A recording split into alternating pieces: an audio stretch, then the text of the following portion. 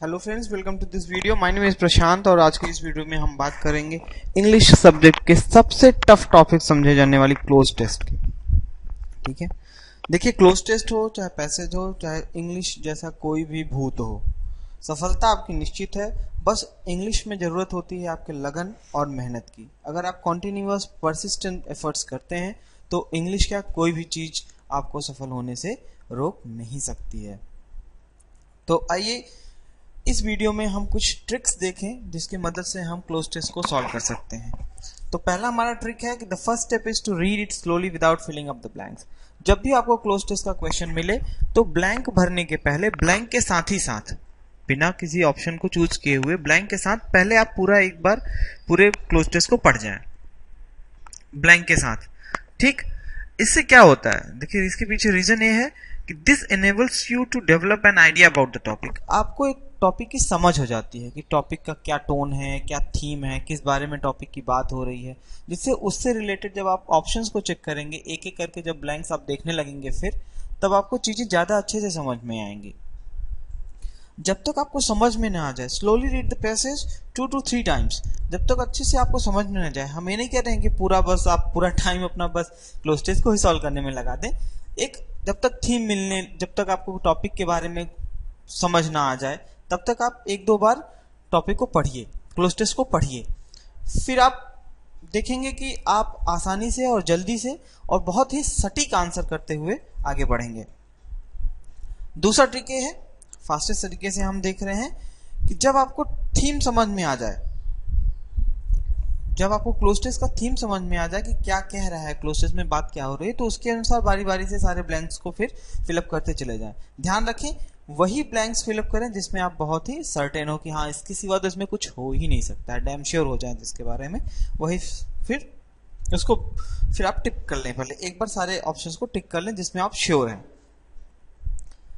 देखिए cloze test होता क्या है, जैसे कॉम्प्रीहेंशन का पैकेज, जैसे कॉम्प्रीहेंशन का एक पैसेज होता है, कॉम्प्रीहेंशन का जो पैकेज है उसमें क्या होता है कि सारे सेंटेंसेस आप एक ही पैसेज ही है वो सटीक सटीक, और सारे सेंटेंसेस एक दूसरे से जुड़े हुए हैं जिससे वो मीनिंगफुल एक पैसेज निकल के आपके सामने आ रहा है। तो क्लोज टेस्ट भी ऐसा ही है, बस उन पैसेजेस में बीच बीच में कहीं कहीं ब्लैंक्स कर दिए गए हैं, लेकिन पैसेज जब फिल होने के बाद ठीक एक, जैसे कि आपका रीडिंग कॉम्प्रीहेंशन का पैसेज होता है, ठीक एक मीनिंगफुल ऑर्डर में सही शब्द थीम से रिलेटेड एकदम कॉन्टेक्चुअल रिलेवेंस देते हुए वो फिट बैठना चाहिए जितने भी आपने ऑप्शंस को, जितने भी आपने फिल इन ब्लैंक्स को फिल किया है। देखिए एकदम नौसिखिए जैसी गलती मत कीजिएगा। नौसिखिए की गलती क्या होती है कि हम बारी बारी से एक एक ब्लैंक को देखते हैं, नहीं, आप एक दूसरे से इंटर रिलेटेड देख लीजिए। मान लीजिए कि पहला ब्लैंक आपसे सॉल्व नहीं हो पा रहा है तो आगे का ब्लैंक देखिए, आगे का ब्लैंक सॉल्व करने के बाद आप पाएंगे कि पीछे वाला ब्लैंक अपने आप ही सॉल्व हो गया है। ठीक, ये नहीं कि पहला वाला नहीं सॉल्व हुआ तो अब उसी पे टिके रह गए, आगे बढ़े ही नहीं, कह रहे ये तो छोड़ो यार, इससे तो ये नहीं हो पाएगा, ऐसा नहीं है। और वैसे भी क्लोज टेस्ट के जो आपके क्वेश्चंस होते हैं वो एक एक मतलब अलग अलग उसकी मार्किंग होती है, तो अगर आपके 1-2 ब्लैंक छूट भी जाते हैं तो बाकी के ब्लैंक आपके फिल हो जाते हैं। अगर आप बैंकिंग का एग्जाम्स दे रहे हैं तो उसमें 10 नंबर के आपके होते हैं, मान लीजिए 1-2 आपने स्किप कर दिया है तो 8 नंबर तो आपके खाते में आए। वैसे ही अगर आप एसएससी का दे रहे हैं तो आजकल एसएससी में 5 नंबर से ज्यादा क्लोज टेस्ट नहीं पूछा जा रहा है, अगर पूछा भी जा रहा है तो फिर भी आपको अगर क्वेश्चन वाइज मार्किंग है तो आपके अकाउंट में कुछ नंबर तो ऐड होंगे ही, आपके स्कोर कुछ ना कुछ हाई ही होगा। अब देखिए कुछ ऐसा सोचिए ना, लॉजिकल, थोड़ा सा लॉजिकल कनेक्शंस, लिंक ऐसा कुछ ढूंढिए, कोई हिंट ढूंढिए, चाहे वो ग्रामर का हिंट हो गया, चाहे ब्लैंक के आगे या पीछे के जो वर्ड्स होते हैं, सेंटेंस का जो स्ट्रक्चर है उसको, मतलब एडवर्ब्स कैसे यूज हुए हैं या कंजंक्शंस अगर यूज हुए हैं तो उसका कॉम्बिनेशन क्या बनेगा, कैसा कंक्लूसिव वर्ड क्या है, इन सबसे थोड़ा लिंकअप कीजिए, मतलब अपने ग्रामर स्किल्स को भी यहाँ पे यूज कीजिए।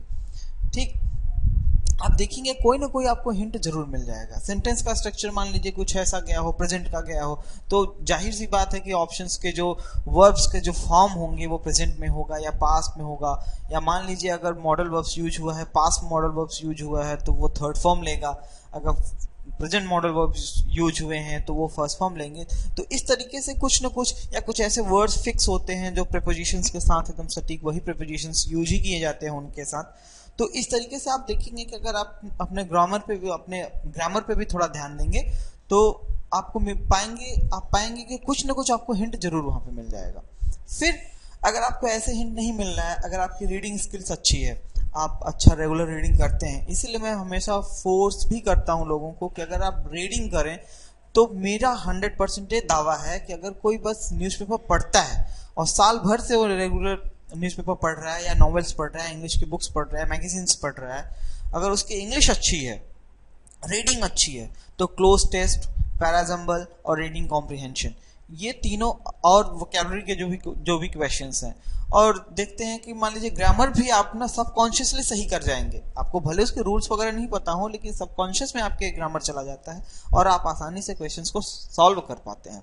तो अगर कोई बंदा रीडिंग करे, अगर मुझसे कोई पूछे सर एक लाइन में आप बता दो बस इंग्लिश हम कैसे तैयार कर लें, तो हम यही कहेंगे कि आंखें बंद करो और सब छोड़ दो, कोई बुक नहीं, कुछ नहीं, बस एक न्यूज़पेपर उठाओ और उसको पढ़ो, बस पढ़ते जाओ, रेगुलर डेली न्यूज़पेपर पढ़ो, जो भी आपको नए वर्ड्स मिल रहे हैं या जहां भी आपको प्रीपोजिशंस मिल रहा है, कंजंक्शंस मिल रहा है, उसको मार्क करें, उसको ध्यान से समझें, सेंटेंस के स्ट्रक्चर को देखें, किस तरीके से कॉम्प्रिहेंसिबिलिटी वहां पे बन रही है,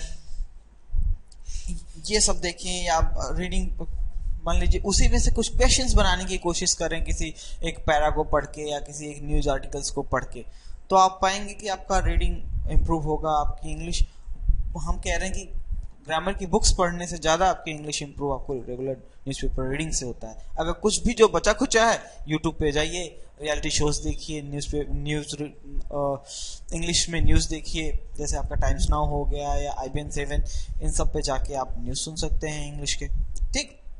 तो इस तरीके से आप अपने एक समझ, बोलते हैं उसको नेक ऑफ लैंग्वेज, आप अपनी समझ विकसित करते हैं। देखिए ये एक लैंग्वेज है इंग्लिश, और इंग्लिश लैंग्वेज आप मैथ्स की तरह है नहीं कि बस फार्मूला पढ़ा और बस कर लिया। और ऐसे अगर आप वोकैबुलरी अगर पढ़ने जाएंगे तो आप फिर पढ़ते रह जाएंगे, बुढ़े हो जाएंगे, बाल पक जाएंगे आपके, ठीक।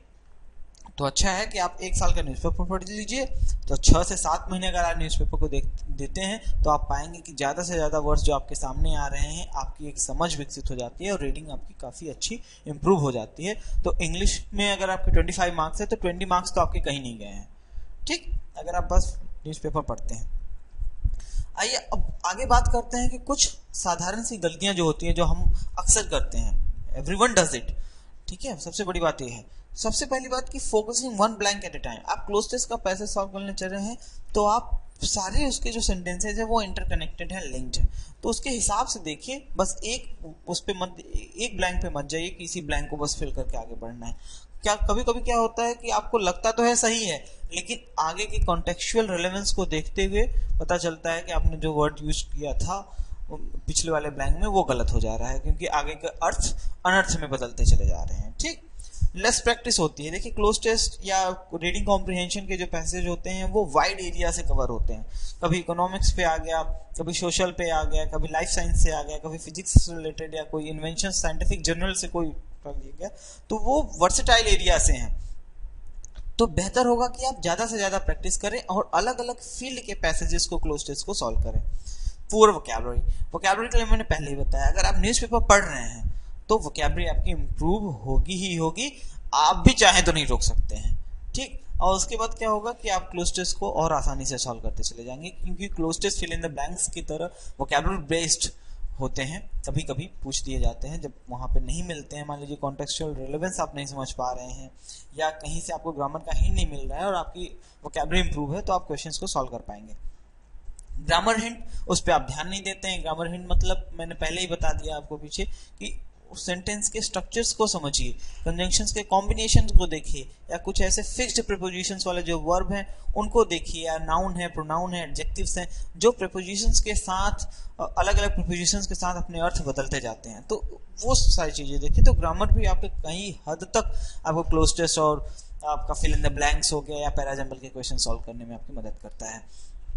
Always looking for instant. आपको लगता है एक दिन न्यूज़पेपर पढ़ लिया, 2-4 पैसेजेस सॉल्व कर लिए, 2-4 क्वेश्चन सॉल्व कर लिया तो आपका इंप्रूव हो जाएगा, नहीं, बिल्कुल नहीं। अगर आप ऐसा सोच रहे हैं तो फिर सोचते ही रह जाएंगे, ठीक। इसके लिए जरूरी है ये एक लगातार प्रयास की और सफलता वैसे भी लगातार मेहनत का फल है।